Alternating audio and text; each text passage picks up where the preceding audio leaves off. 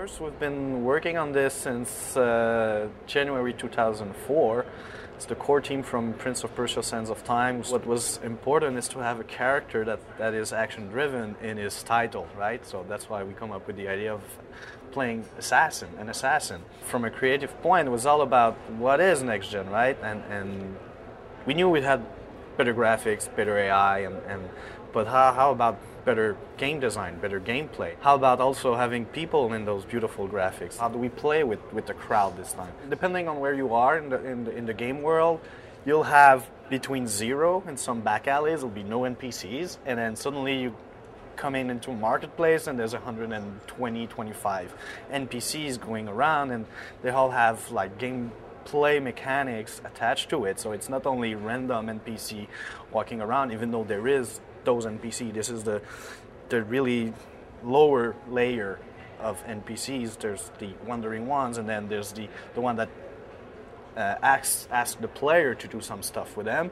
and then there's the guards looking around, and then there's the narrative NPCs that are there to push the stories forward. And also I wanted personally to get out a little bit of the fantasy world and trying to do a game inside our world.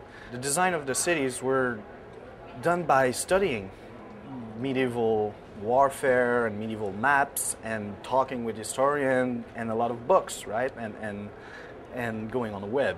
There's a lot of stuff on the web, you know.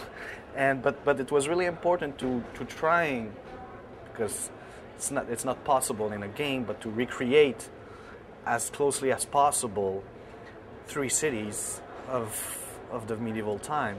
And why medieval time? It's important because, you know, streets are narrower, so it's easier to put NPCs in it and feel populated, even though the amount is pretty high also.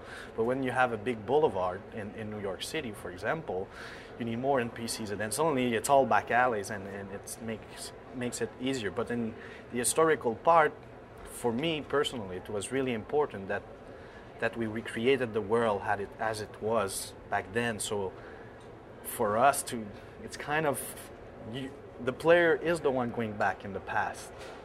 That's all I'll say there. I cannot talk about it yet, and I think it's important not to talk about it, since we wanted the player to experience our setting fully, not like expecting too much. They know there's something going on, and you'll understand everything after 2 minutes. You're gonna understand, so don't worry. Time to die!